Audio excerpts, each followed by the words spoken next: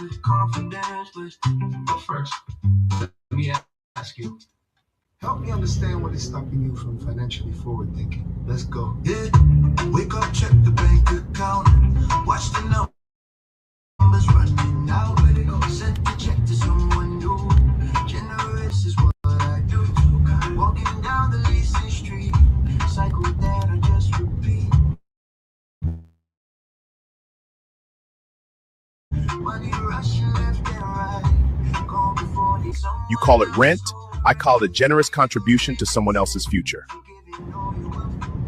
It's impressive rap, but it's still a trap. Forward thinking, not too late.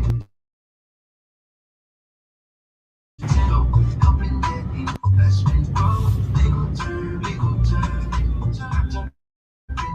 He's so firm. They gon' turn, they gon' turn, they gon' turn.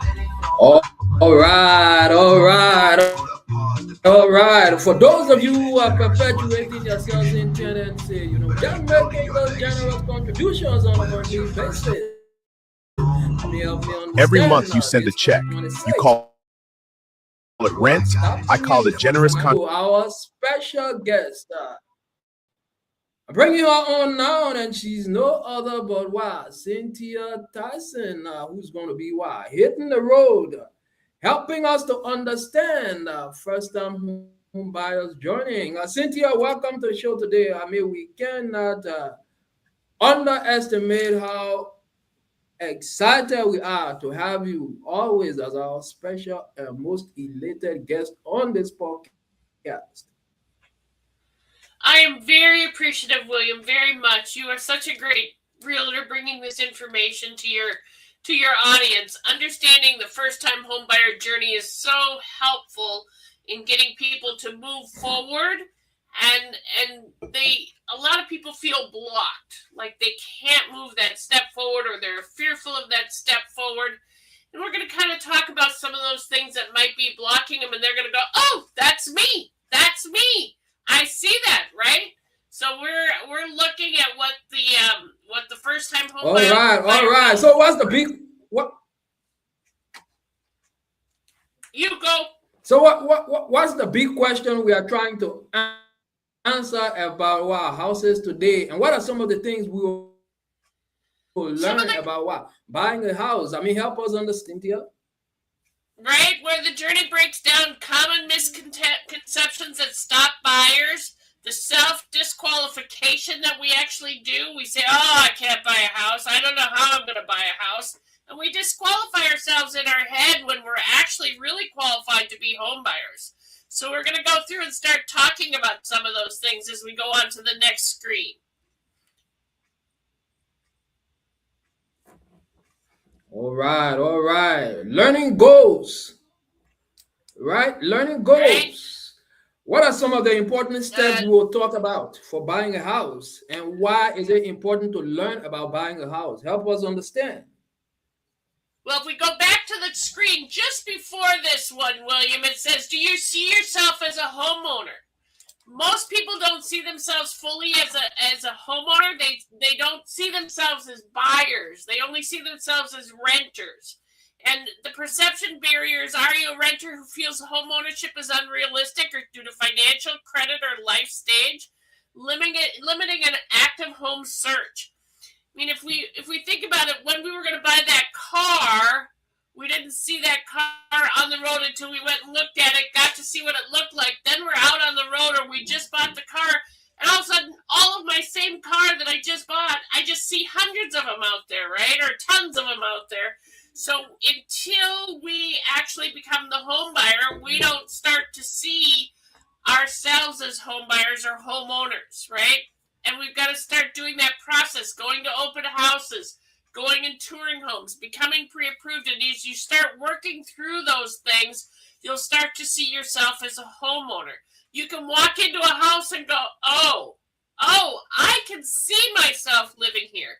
I can see, look at that wall. That's exactly what I was thinking that I needed in my head, was that kind of wall, so that we can put up things on the board or whatever it is that you're, oh, look at that bedroom. That's perfect. That would be a great office for me so I can work from home. Oh, Look at the walk-in closet for the master bedroom, and you start to see yourself as a home buyer. But if you're not out there looking, not out there going out and seeing homes with your realtor, you're not seeing yourself as a homeowner. But once you start, you will start to really start to go, oh yeah, this is my path. This is the right path for me. You're someone who's going to absorb information passively via social media and occasionally online searches without actively engaging in a search. That keeps a barrier up there. Going out and actually looking at the homes, going with William to go tour a home, getting yourself pre-approved, that helps you become participating in the actual action, and you'll find yourself to really feel like, oh yeah, this is my path, and if it's not, you'll know it's not your path. But you have to step into the role or into the action to be able to know whether it's a right action for you or not. Does that make sense, William? Definitely, unarguably. Now, what are reasons to buy a home? What are some of the good things about owning your own house instead of renting? How your house looks when you own it? Why is it important? What does it mean to build equity when you own a home? I mean,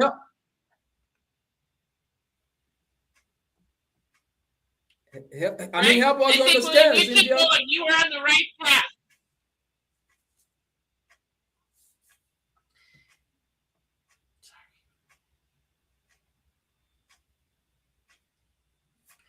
I don't know if you're... Go ahead, Cynthia, go ahead. Okay, and listen, my internet has been down for a little while, and it looks like I might be glitching on you, and I certainly apologize for that, very much so. So the fundamentals of buying a home, right? Yep, there's emotional triggers, fear of risk, fear of failure. Buyers worry about making the wrong decision or ruining their reputation with family, like, oh, you idiot, right? You don't need to be self-talking like that. You just need to go in and touch and feel and see. We're here to help you make smart decisions with buying a home. You need to have a desire for stability and security, perspectives. You crave peace of mind, right? If I'm living in an apartment complex, I might have people that live above me, below me, on the sides of me, and they're coming in at all hours of the night, turning on their music. If I'm in my own home, I don't have to deal with that, right? I don't have to deal with somebody stomping on my head or banging on the ceiling to get me to be quiet or, playing their music too loud that it just disturbs me, or they're not supposed to have animals and they do have animals and I'm hyper allergic. Whatever it is, it being a homeowner lets you have your own sanctuary, your own peace of mind, and your own space. And it really does reduce stress. It simplifies a complex workflow, or you save time. You're in the right place, right? When you're in an apartment, you want to go out almost all the time to get out of those four walls because you're tired of being inside, being cooped up. Where in a home, you can go out in your backyard, you can go for a walk in the neighborhood, you get to know your neighbors a little bit, and you start having a sense of well-being that happens within your neighborhood. Some social triggers are that people look to the actions and endorsements of others to validate their choices. Really, it's a fear of missing out that starts to happen, a sense that peers are advancing without you and creating a subconscious need to keep pace. I'm really against that and social media pressure. I think it's your own self. You need to walk in the house, and then you need to feel like you're purchasing solutions that align with your self-image or aspirations. If you love bike riding all the time and being in a neighborhood that doesn't have bike trails, it's a wrong neighborhood for you, right? But if you like bike riding and you're by, a lake, or you love to walk the lake, buying a home that's close to that vicinity so you can just walk to it and get your peace is really important.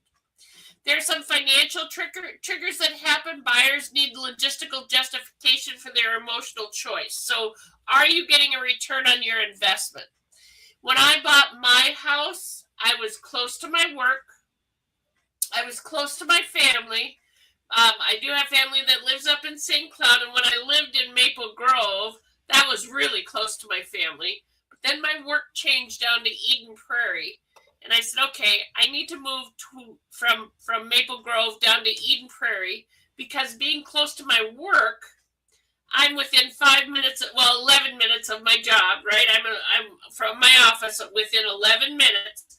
That was more comfortable to me. And then the times that I go back to St. Cloud where my family is, that might put an extra 20 minutes onto that drive, but that extra 20 minutes was worth me capturing an extra half hour to 45 minutes every day being close to my work rather than farther away. So you start to get a feel for what you like to be in. And I'm kind of a homebody. I love to be at home. I love to come home from work, and we grew up with a grandmother that when you came home from work, you put your jammies on, right? But it's my own house. I get to do that. If I want to walk out in my backyard in my jammies, I can do that. Well, depending on the jammies, though, right? So you get to do that. You belong, you get your identity, you get your own backyard, you get to have the things that you want to have happen. Once the realization that the inaction or the continuing to rent is costing you more than what the house purchase would be, that's really when you start to see your return on investment. We can show you that based upon past history, how house prices have climbed. I think I paid $220 for my house. Now, granted, I've been in my house probably close to 20 years, right? I like my neighborhood. It's close to where I work, those kind of things. But I don't think I'd sell my house now for less than probably $625, right? And that's probably low. So I've made $400,000 on my house, right? In the equity that I've obtained and grown with, plus I owe so little on the mortgage. I have that additional equity between what I owe on the mortgage and the original $225. So I probably have $525,000 in equity that's mine, that I can either sell the house and live off of. I can do a reverse mortgage once it's paid for and let that pay me each month. I can use my house as income producing if I need to. So there's lots of things that a home and the longevity of being in a home will help support you with financial triggers later on in life, right? And budgetary limits. Sometimes there's cash constraints or debt constraints, and you need more flexibility. We have lots of flexibility. We have 3% down conventional financing. In Hennepin and Ramsey County, Old National Bank's going to give you that first 3% depending on how much your income is at. Otherwise, we can use Minnesota Housing. And there's other down payment assistance programs that come and go. And if we can get in on one of those, then we'll have more money that's available to you in order to buy your home. So really, the triggers or the reasons why you're not buying, there are more reasons why you should buy. We'll go on to the next screen, William.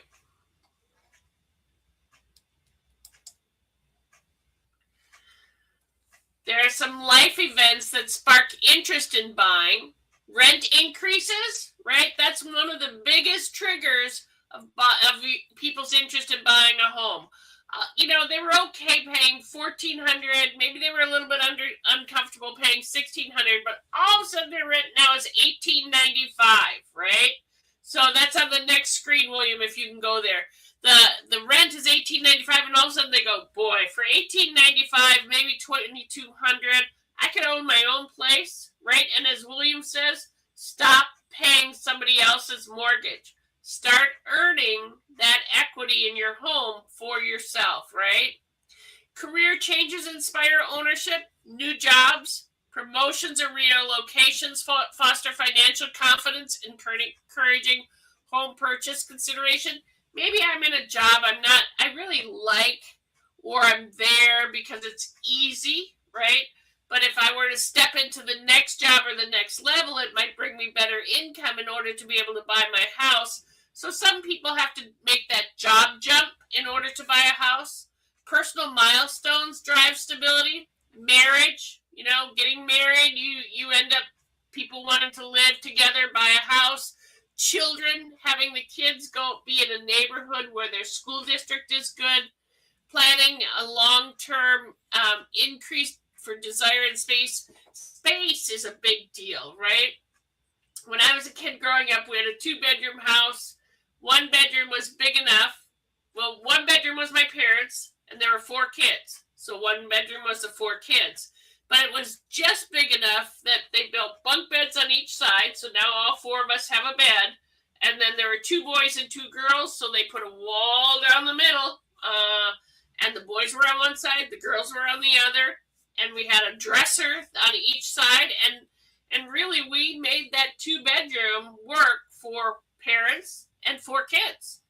And I don't think we grew up we didn't grow up because in any worse condition than if we had had our own bedroom, right? That's just someplace we slept. We as a family enjoyed each other's company outside of living in our bedrooms, right? So your kids don't need to live in their bedroom. They need to live in the house, live in the neighborhood, live in the yard, live in the action that's going on in the family, right? And social influence sparks curiosity. When you start seeing your friends buy homes, that sometimes then says, okay, is it maybe my turn, right? But then we stop because we don't go out and touch and feel that house. And once you start touching and feeling the houses, you start to understand the difference between being a renter and being a homeowner, and what an emotional balance it starts to have to your life, and less stress because you are living in your own space, not somebody else's space. We're going to go on to slide 5, if you would there, William. Slide 5.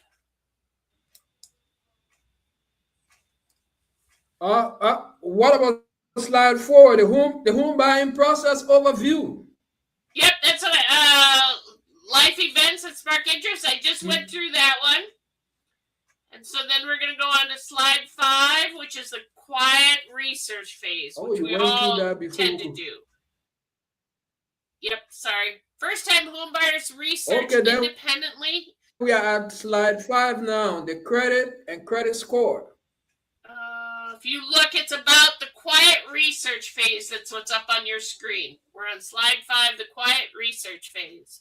So we do private and unstructured research. First-time buyers research independently, browsing homes, financial tools, without structured guidance. So I have some tools that I recommend to my home buyers that help them understand what house they're buying, how much that house is going to cost them, if there's any grants that are associated with that house, and how to find that out. So getting the tools to be able to do your research with some guidance so that you know how much. I mean, I can fall in love with a $750,000 house, but I can't afford a $750,000 house, right? I could afford my $225,000 house when I bought it. It has grown in value, but I would never be buying a $625,000 house. That's outside of my value, outside of my income limits. But I could afford the $225,000, which grew into a $625,000 value over 20 years. But it's still the $225,000 house that I'm paying on, that I have just a few years left, and that'll be paid for, right? So as my house value increases, I'm still paying on that $225,000 house, that loan that I could afford back then, right? It becomes more comfortable as you go down the road. Some buyers face information overload. They're overwhelming. They get contradictory information that causes confusion and anxiety. One of the things that in the loan officer's world, we say the person who shops the most tends to buy the biggest lie. So I'm really like people, if you're going to shop, let's shop 2 or 3, not 10 or 12. because you're going to get somebody that's going to say, oh, my interest rate today is 4.75%. Well, it's not. Nobody has that, but that's what they've led you to believe. So you believe that they're the lowest interest rate. And then when it comes time to buy the house, right, you go back to them and they say, well, that rate's gone now. It's really 6.5, right? Where I might be at 6.25. But you don't come back to me because you've bought their biggest lie. So it's very important to have 2 or 3 people that you communicate with in getting your information. Opportunity for influence. Buyers are open to influence or hesitant to ask for help shaping their future confidence. A lot of people ask relatives, what would you do? Well, my dad, who bought 20 years before me, it's not the same experience as what it was 20 years ago when I bought, or in today's world, right? It's a whole different scenario. Right now, I wouldn't buy a house without a home inspection. You can buy it not subject to a home inspection, but you really need a home inspection. You really need to make sure that that house is in good shape and good order for you. Years ago, when we were buying, things would be revealed a little bit more easily. But our society grew up knowing how to fix things, right? So my grandfather, my father, they knew how to fix things in the house, but you always had to be a little bit careful of what they fixed. What did they use to fix it? Was it the right parts or wasn't it the right parts? Now we want to make sure it's the right parts so that you're living in a healthy home. And the importance of clear education, clear, simple education.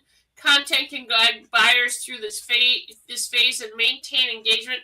And we suggest, or I suggest, at creditsmart.freddiemac.com PAS front space homebuyer-u. That's a great free homebuyer education course, and it will help you learn the aspects of being a home buyer. I'm going to go on to the next screen if you're okay with that. Slide number 6 there, William.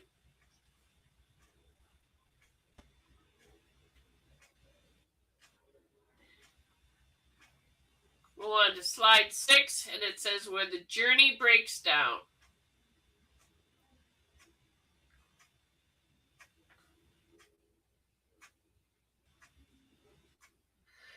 So information overload challenges. First-time buyers face overwhelming complex terms. I mean, DTI. Do you know what DTI means? And we're talking about DTI all the time. That's debt to income ratio.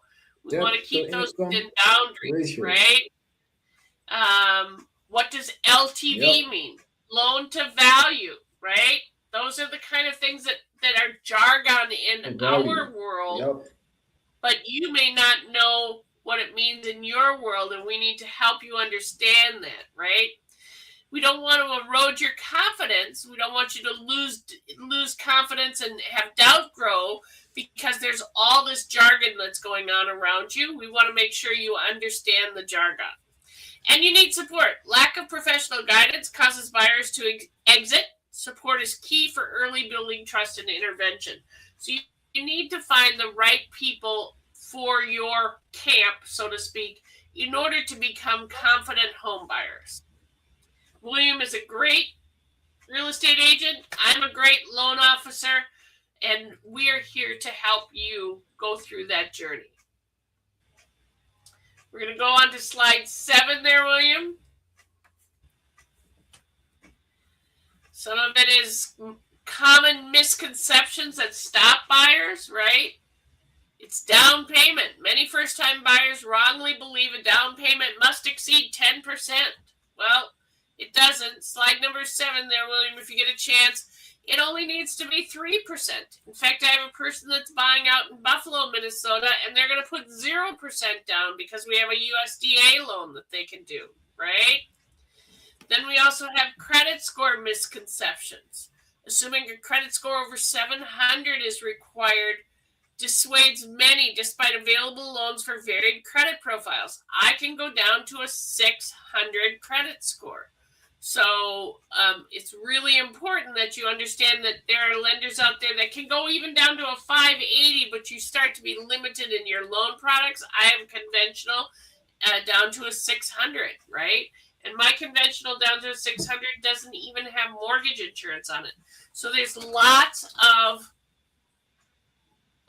loan products that are out there to help you become a homeowner, right? You do not have to have the best credit. It has to be credit that's getting better or moving positively. It cannot be that you're in the middle of crashing your credit, right? You started becoming late on payments, etc. That will work against you. But if you've turned things around and we're able to do things that help you next, then that's what we want to do, is get to that next for you.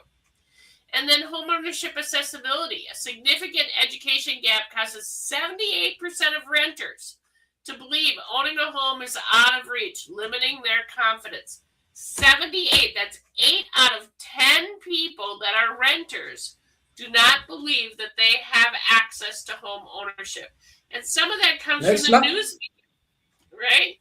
Some of it comes from the news media because they say, oh, there's a significant barrier to home ownership. The only barrier to home ownership is you not listening to the news media saying that there's a barrier, right? And you're not checking with a loan officer such as myself or a realtor such as William to see what's really out there. You're creating your own barrier, or the social media or the news is creating a false barrier that's there. I have people that are buying homes all the time. So home ownership is accessible.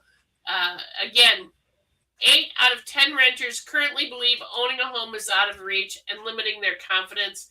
And I would say probably in my experience, maybe 2 out of 10, home ownership is not within their reach, but it might be a credit issue, and I'm very good at helping with the credit issue, or it might be an income issue, and so they've got to decide if they want to do something different with their income, maybe a different place to work.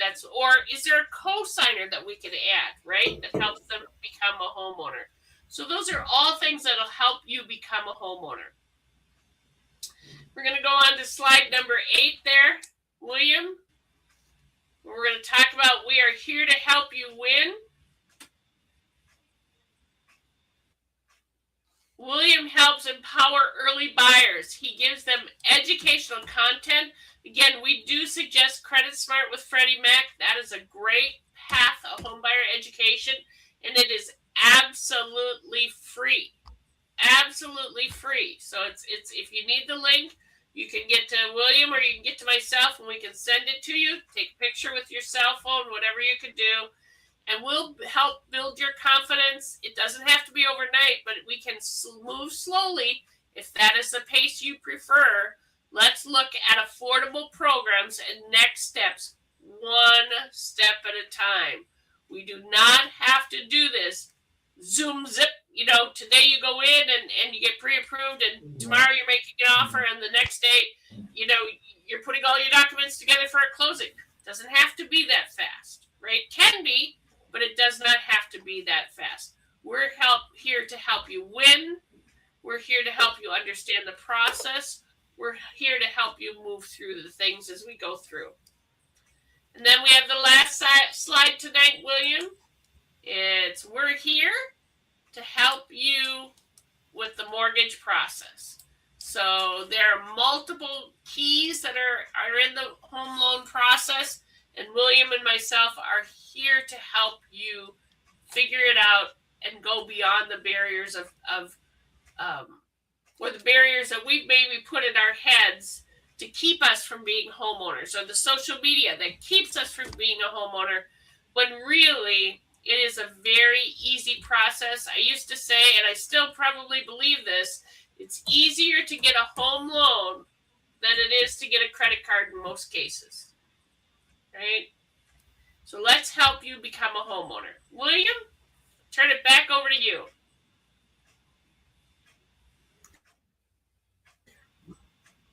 All right. For those of you who are perpetuating yourselves in tenancy, just making those generous and you say it's not generous contribution, right? But help me understand this 2026. What is stopping you from financially forward thinking? Well, Cynthia, thank you very much for your time. I mean, we cannot underestimate how much we greatly appreciate your knowledge, okay? And we look forward to seeing you next Monday. So for We'll those see of you you next who want Monday. Cynthia's contact, I think you have my contact already. But yep, We'll go see you for it. next Monday. Take the number down, okay? Take the email down. Whatever means you got, contact Cynthia, working with Old National Bank, partnering with Minnesota to give you home affordable. Thank you very much. Thank you for listening, and we hope to see you next Monday. All right. Thank you, William.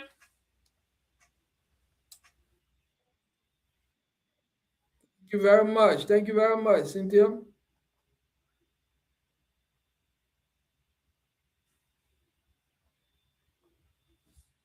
All right, all right. For those of you who are perpetuating yourselves in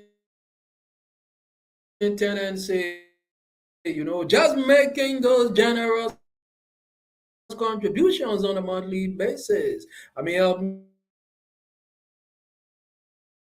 understand that. Every month you send a check. You call it rent. I call it a generous contribution to someone else's One future. significant thing that stands out easier to get a home loan Well, first it'd be a little tricky. than to get a credit. Yeah. You waiting for money, your hard-earned labor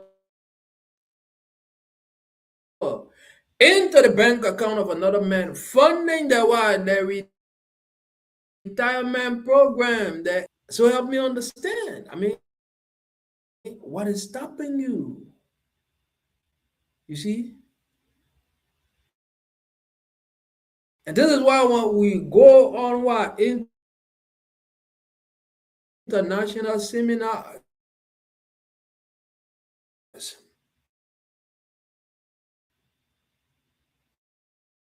and financial literacy is being taught vigorously, and you have time. I call it a generous contribution to someone else's future.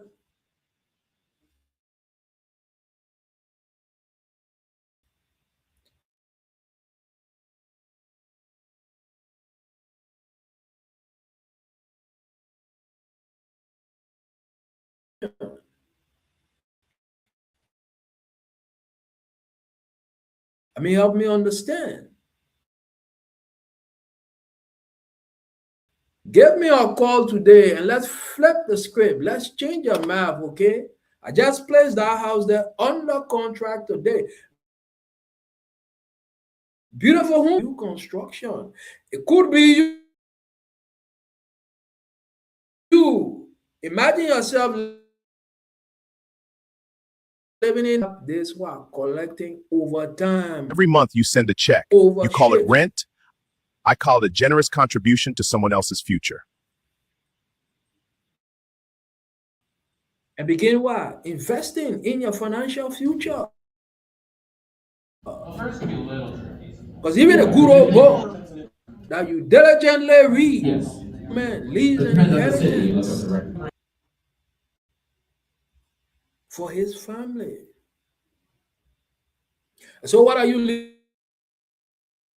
leaving for your family?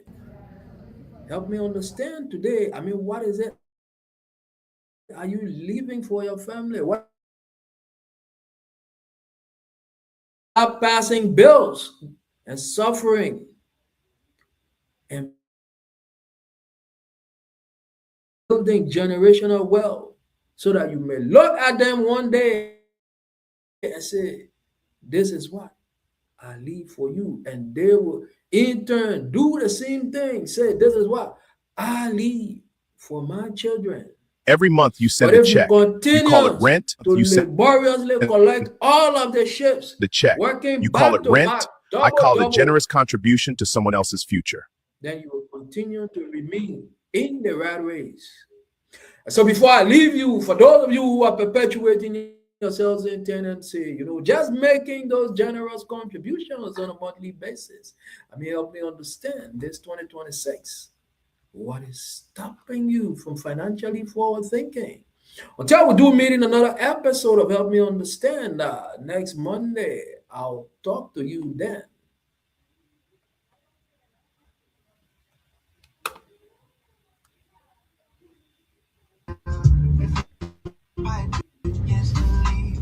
I don't even have to speak, but who pays for it really? But that comfort as a call, got the equity I lost. While I sit here paying rent, my future cash is already spent. Some days fast, some days. And we apologize today for the host who are intermittent internet interruption. But we hope that you will have a stronger internet. Every month you send a check. You call it rent. I call it generous contribution to someone else's future. Tomorrow, 6 p.m. Wrapped up in so firm.